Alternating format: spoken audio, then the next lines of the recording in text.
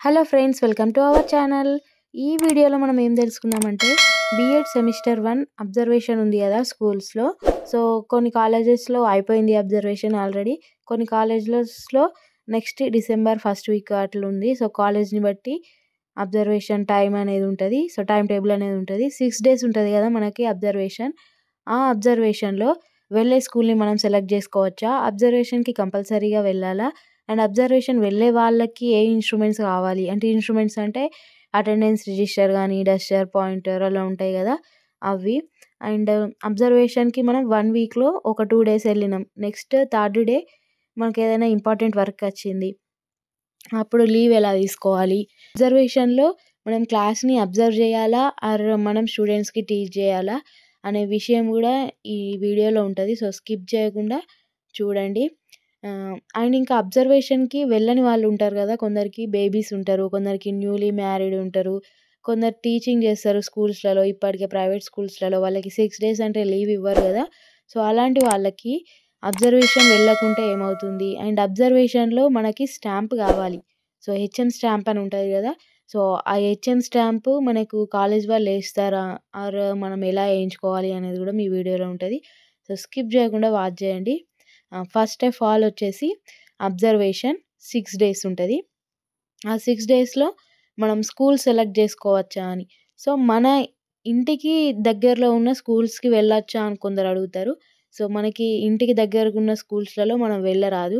మన కాలేజ్కి దగ్గరలో, ఇప్పుడు మన కాలేజ్ కరీంనగర్ హైదరాబాద్లో ఉంటే దగ్గర దగ్గర విలేజెస్ ఉంటాయి కదా. సో ఆ విలేజెసే ఒక డిఓ, మన డిఓ ఉంటారు కదా, ఆ డీఈఓనే ఒక లిస్ట్ ఇస్తారు మన కాలేజ్ నియర్ బై స్కూల్స్ది. ఆ డీఈఓ ఇచ్చిన లిస్టులలో నుంచే మనం సెలెక్ట్ చేసుకోవాల్సి ఉంటుంది. కొన్ని కాలేజెస్లో సెలెక్ట్ చేసుకోమంటారు స్టూడెంట్స్ని. సో కొందరు లోకల్ వాళ్ళు ఉంటారు కదా, వాళ్ళకి దగ్గరలోని సెలెక్ట్ చేసుకుంటారు. ఆర్ నాన్ లోకల్ వాళ్ళు ఇలా రోడ్డుకి ఉన్నదైతే మంచిగా అయిపోయిన తర్వాత బస్ రీచ్ కావచ్చని అట్లా సెలెక్ట్ చేసుకుంటారు కదా. కొన్ని కాలేజెస్ వాళ్ళు ఛాన్స్ ఇస్తారు ఆ డిఈఓ ఇచ్చిన లిస్ట్లోంచి సెలెక్ట్ చేసుకోవడానికి. బట్ కొన్ని కాలేజెస్లో వాళ్ళే రూల్ నెంబర్ వైజ్ ఈ స్కూల్ ఈ స్కూల్ ఈ స్కూల్ అని వాళ్ళే ఇచ్చేస్తారు. సో అది కాలేజ్ని బట్టి ఉంటుంది. బట్ మనకి డిఈఓ ఇచ్చిన లిస్ట్లోంచి మనం సెలెక్ట్ చేసుకోవచ్చు.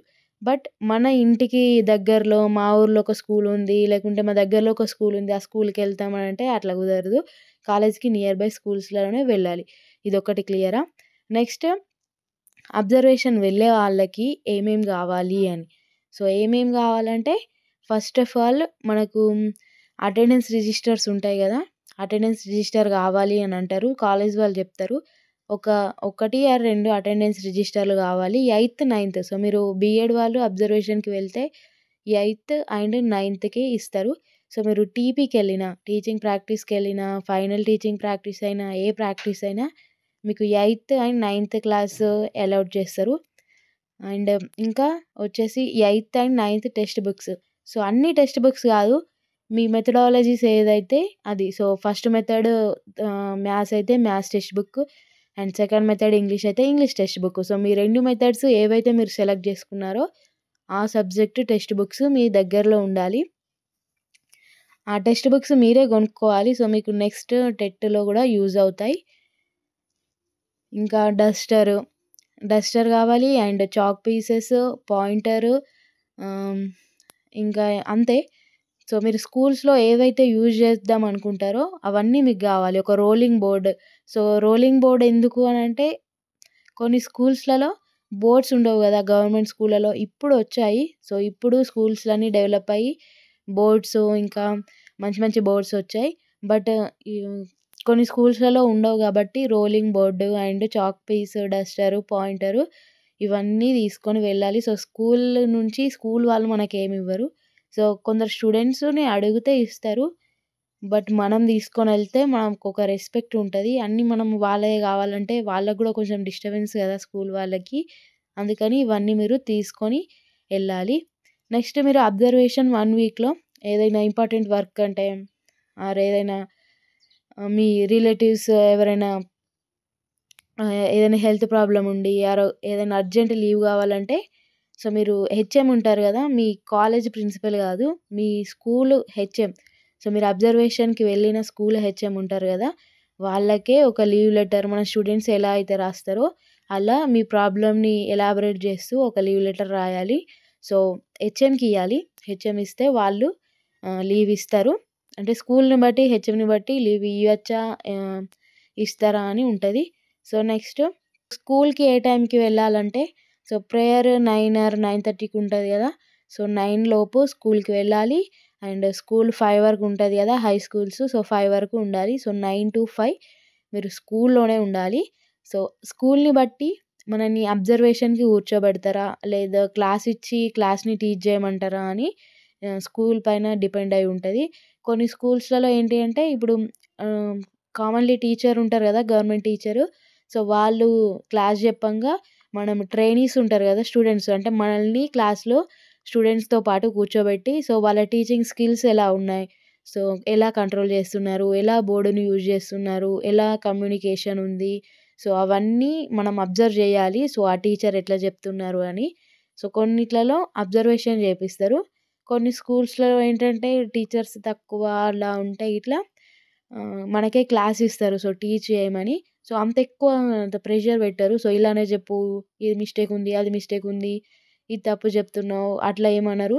సో, అబ్జర్వేషన్ మీరు ఫస్ట్ సెమ్‌లో ఉన్నప్పుడు మీరు లైట్‌గానే అంటే ఎక్కువ ఏం చెప్పరు. సో, ఇట్లా ఇస్తారు మీకు సజెషన్స్ ఇస్తారు. ఇలా చెప్పాలి, ఇలా స్టూడెంట్స్‌తో మాట్లాడాలి అని చెప్తారు.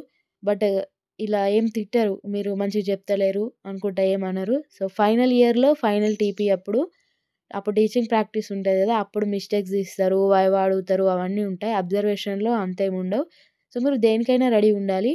సో, క్లాస్ చెప్పనీకైనా, క్లాస్ విననీకైనా ఏదైనా రెడీ ఉంటేనే మనకి అబ్జర్వేషన్ మంచిగా అయితది. నెక్స్ట్ సో, అబ్జర్వేషన్‌కి కొందరెళ్లరు గదా! వాళ్ళకి అబ్జర్వేషన్ రికార్డ్‌లో హెచ్ఎం స్టాంప్ ఎలా అని అడుగుతారు. సో, నెక్స్ట్ కామెంట్‌లో అదే ఉంటది. అందుకని ఈ వీడియోలో చెప్తున్నాను.